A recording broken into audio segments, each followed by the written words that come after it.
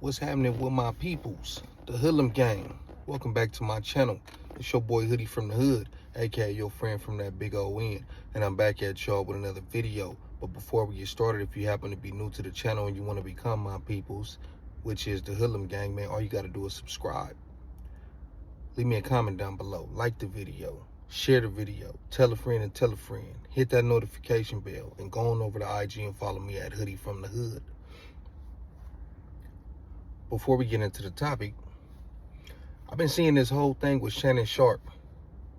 And it's crazy because last year when Shannon Sharpe did that interview with Cat Williams, and it broke the internet. I forgot who I was watching after that. I was watching another channel and they was basically saying like Shannon Sharpe better be careful. Obviously Cat Williams, but you know, he ain't never cared. They were saying Shannon Sharpe, the more his channel go up and he become valuable, stuff could happen. Stuff like what's happening right now.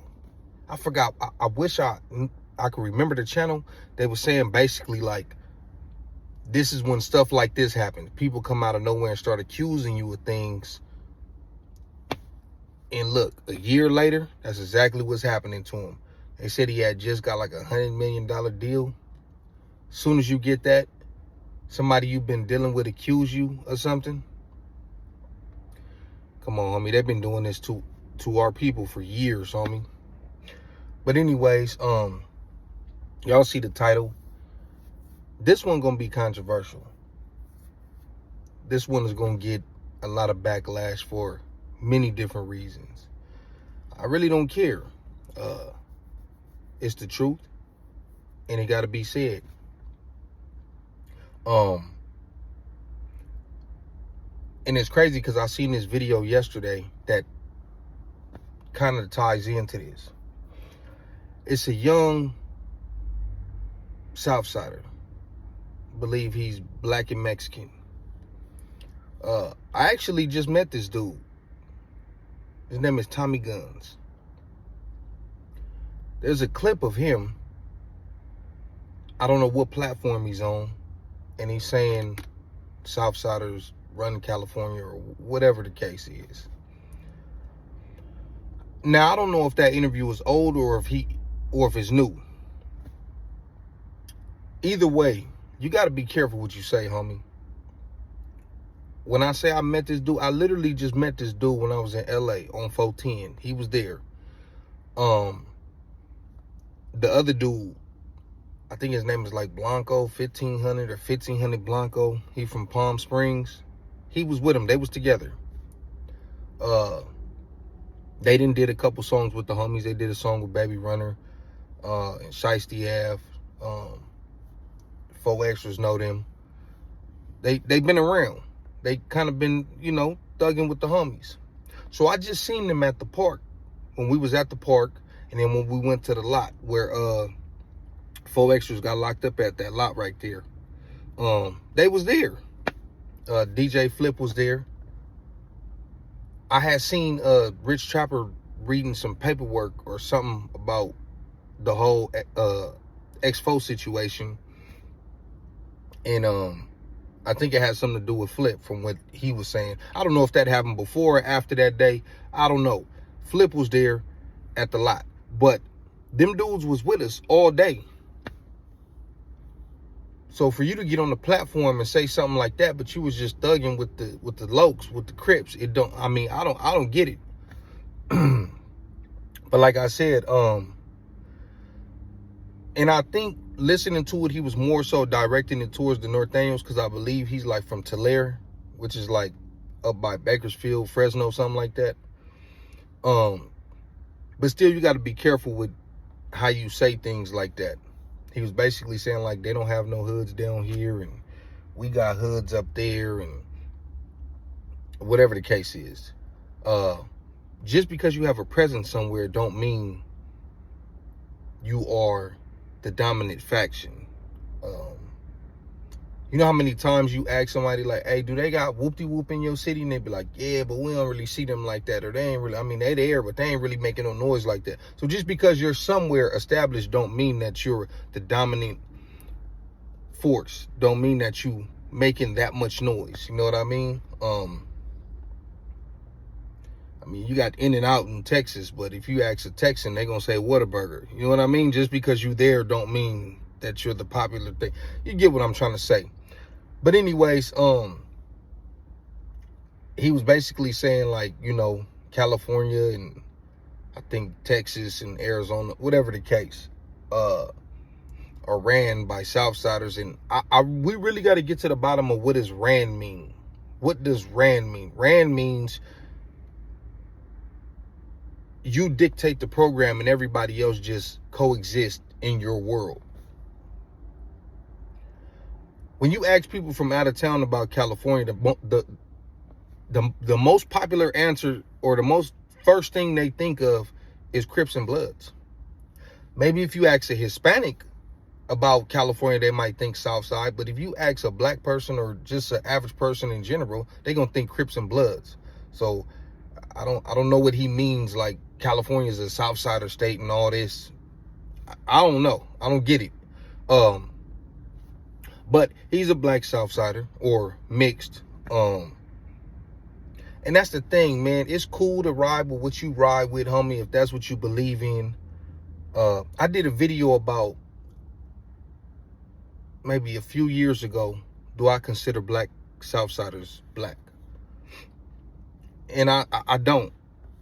That's no disrespect. I got some black Southsiders I'm cool with, whether they're fully black and chose to run with that side, or they have black, half Mexican, and grew up more with their Mexican side, so they gravitated towards there, just like his homies that's black and Mexican that gravitated more towards the black side, or black and white, or black and whatever.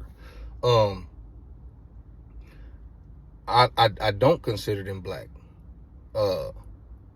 You don't consider yourself black if you went over there and you chose to go to war against us. Maybe that's not how you look at it, but that's what it is. It's the reality. And like I said, if that's what you chose to do and you rocking with it, you all in, cool. But you guys are 100% in and so proud of something that you are a second-class citizen in, and I don't believe y'all get respect. Maybe outside of your immediate homies or something like that, but in the grand scheme of things over there, y'all don't get respected. It's another black Southsider. I see his channel from time to time, Neil Dazad.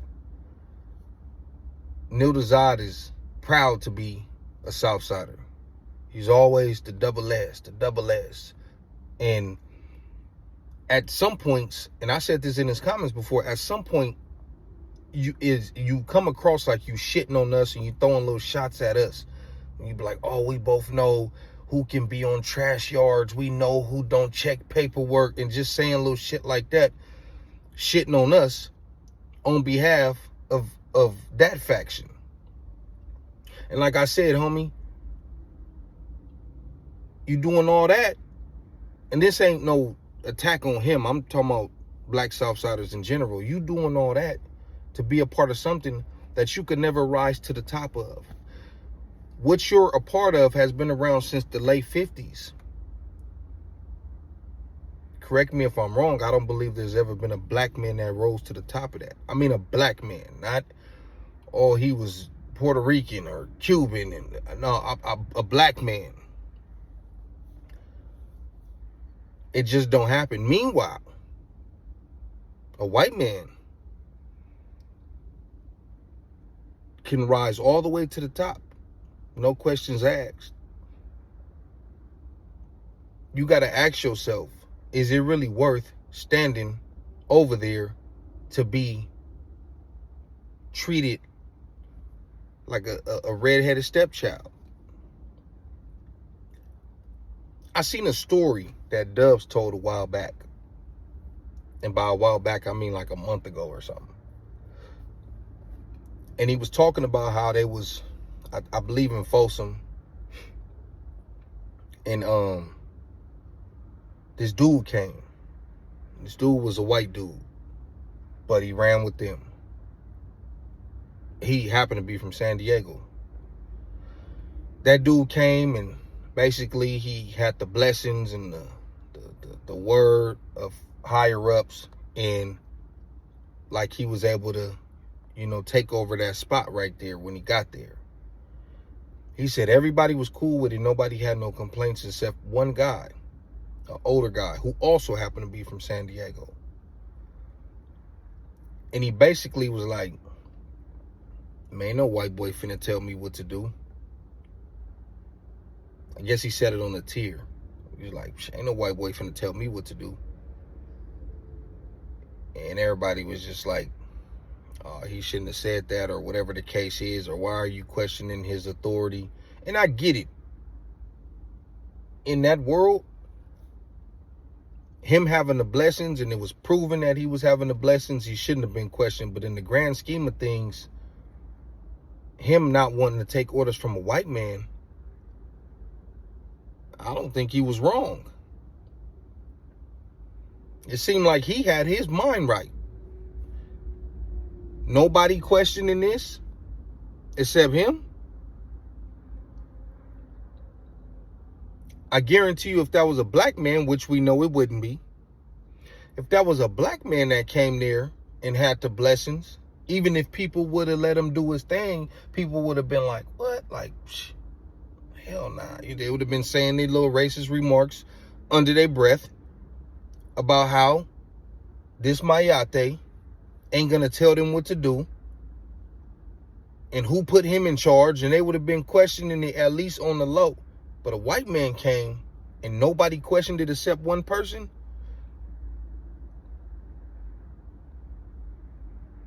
Y'all don't see the problem with that?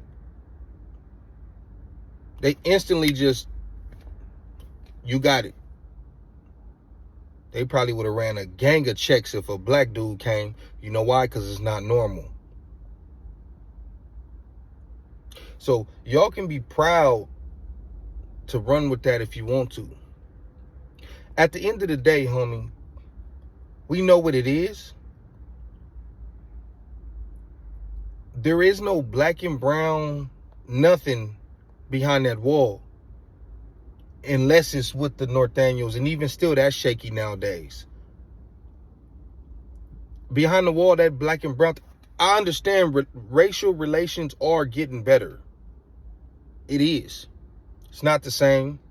Like I got homies that's on them level foes that it's different, to where now they playing sports together and all kind of stuff. That's a reality.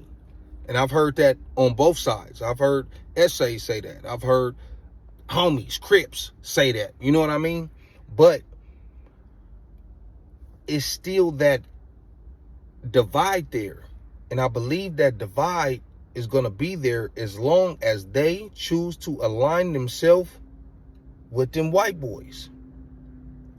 As long as they have that type of alliance or mutual understanding or whatever the case is, it's always going to be like that, because we already know black and white is always going to be black and white. That's never going to change. There's nowhere in the rest of this country where that alliance exists. In no other prisons does that alliance exist.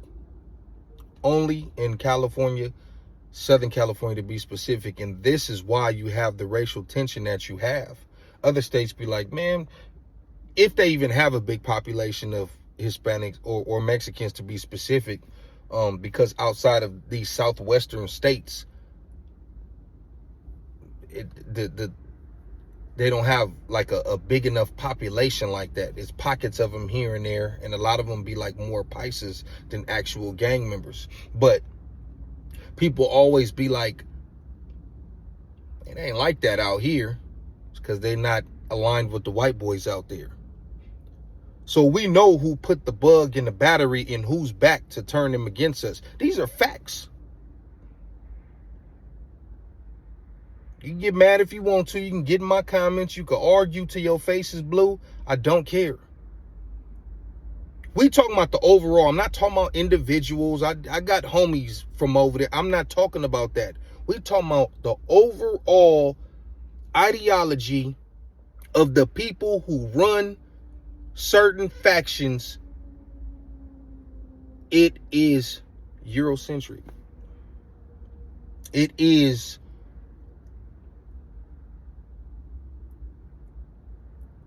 it's racist beliefs. It's a superiority thing. Because we know about white supremacy. So if you standing next to white supremacy,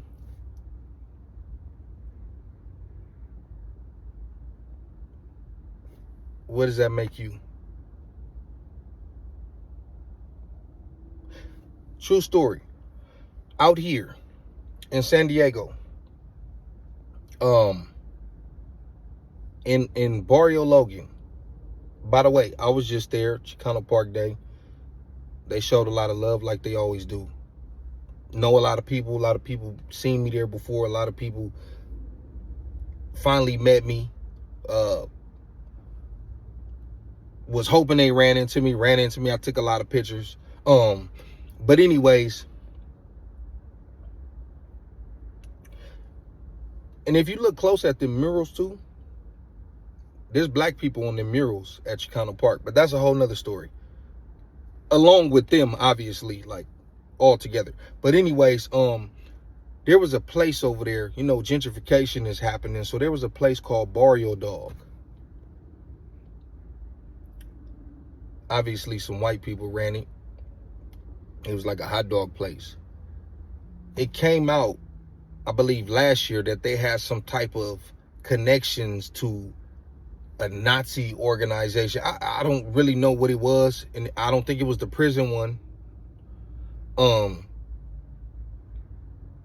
In the essays, or I ain't gonna say the essays, but the Mexican community pressed over that. They didn't want that in their community. Barrio Dog is no longer there. I think it's a fish place. I just saw it. I was just there on Saturday. Those people got up out of there.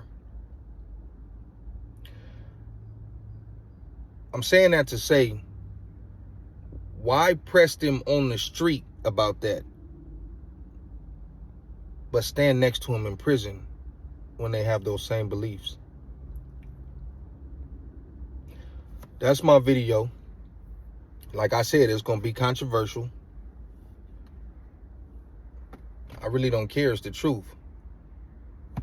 You black Southsiders,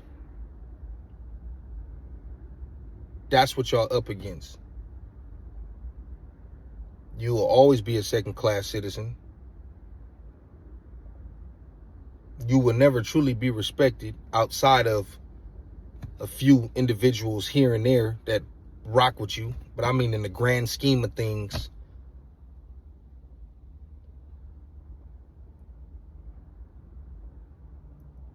if you want to align with them to go against your people, of course they're going to let you. But do you think you ever going to call shots over there? It's not going to happen. Anyways, y'all let me know what y'all think in the comments below. It's your boy Hoodie from the Hood. I'm out.